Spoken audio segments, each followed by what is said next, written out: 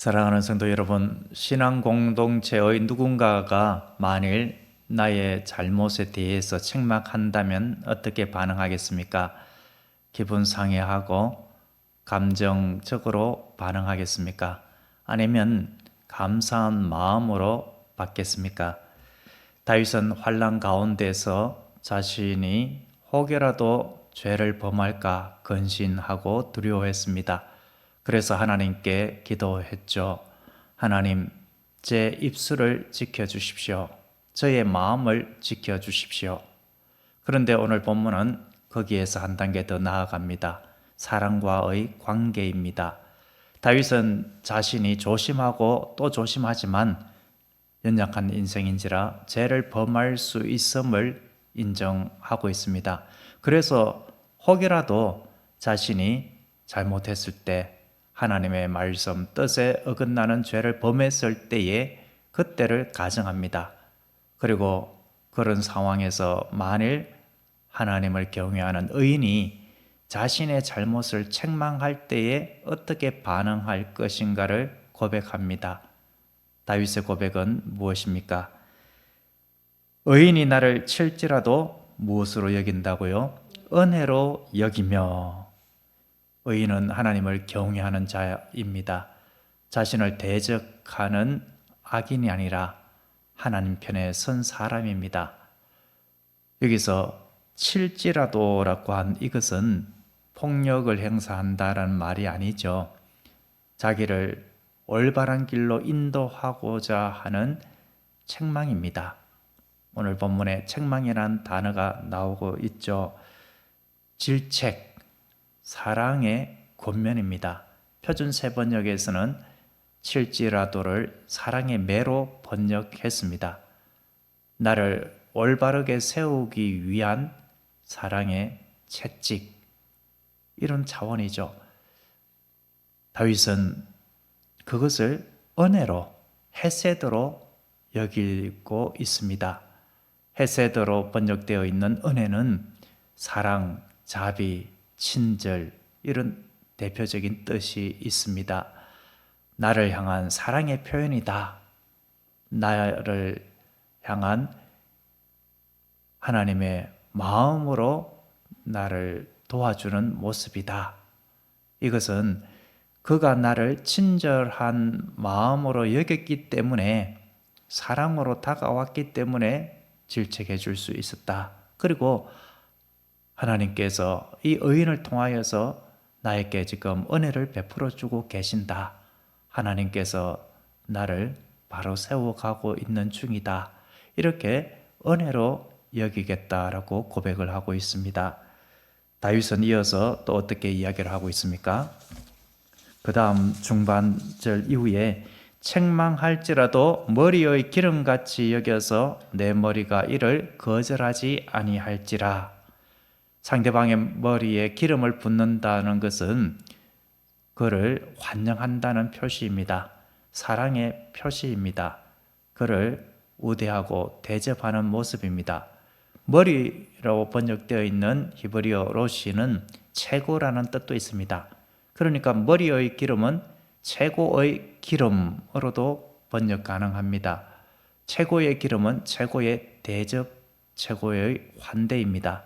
그러니까 그 사람이 나를 정말 환대하고 환영하는 마음으로, 사랑의 마음으로, 소중히 여기는 마음으로 나를 향하여 책망해주고 있다. 그러므로 나는 그 책망을 거절하지 아니하겠노라 라고 고백하고 있는 것입니다. 사울에게 쫓겨다니는 다윗, 그 상황 가운데 하나님께서 원치 아니하는 살인을 저지를 뻔한 적이 있었습니다. 바로 나발의 어리석은 행동 때문이었습니다. 그런데 나발의 아내 아비가일이 지혜로운 말로 호소했습니다. 그리하여 다윗은 그 말을 달게 받고 가던 길을 멈추었습니다. 분노를 멈추었습니다. 다윗이 왕이 된 이후에 밧세바를 범했습니다. 그때 나단 선지자가 책망했습니다. 하나님의 말씀을 전한 것이죠. 다윗은 그 책망을 달게 받았습니다. 만일 다윗이 책망을 달게 받지 아니하였더라면 나단은 죽었을 것입니다. 그런데 다윗은 하나님께서 나단 선지자를 통해서 나의 죄를 끄집어내시고 밝히시고 나를 돌이키게 하시는구나, 그것으로 여겼습니다. 그래서 철저하게 회개했습니다. 자신을 책망해 준 나단을 고맙게 여겼습니다. 아들 솔로몬의 스승으로 삼았습니다. 다윗의 아들의 이름 속에 나단이라는 이름이 있는 것을 보면 나단 선지자를 얼마나 존귀하게 여기고 고맙게 여겼는가를 알 수 있지 않겠습니까? 책망을 달게 받는 것은 열린 마음입니다. 포용하는 자세입니다. 전도서 7장 5절 말씀입니다.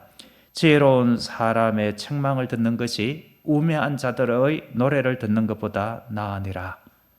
그래서 다윗은 마지막으로 이렇게 고백하죠.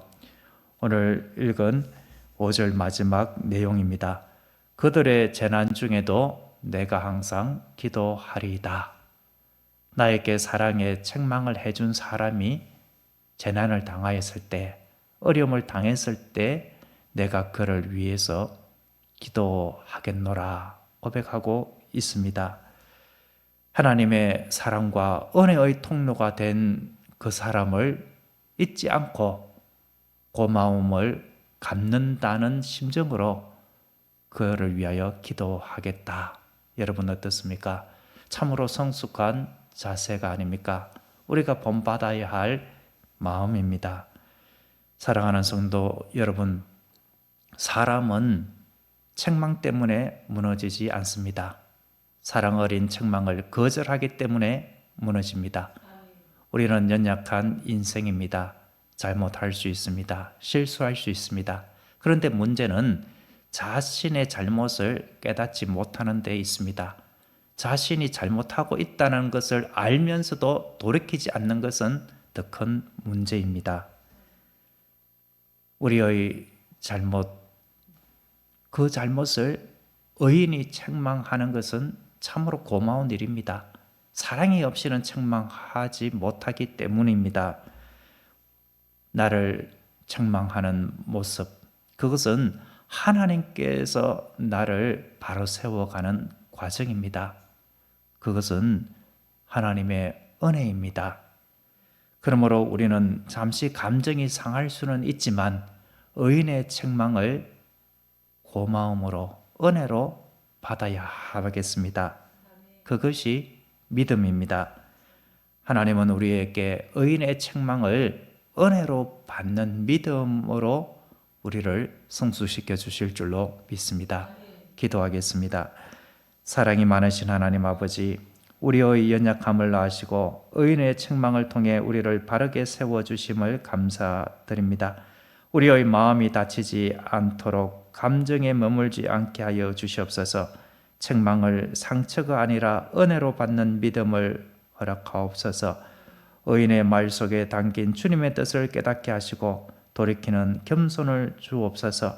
우리의 삶이 점점 주님을 닮아가며 하나님의 기뻐하시는 길을 따라 살아가게 하옵소서. 하나님께서 의인의 책망을 은혜로 받는 믿음 속에 우리는 더욱 주님께로 가까이 나아가게 하옵소서. 예수 그리스도의 이름으로 기도드립니다. 아멘.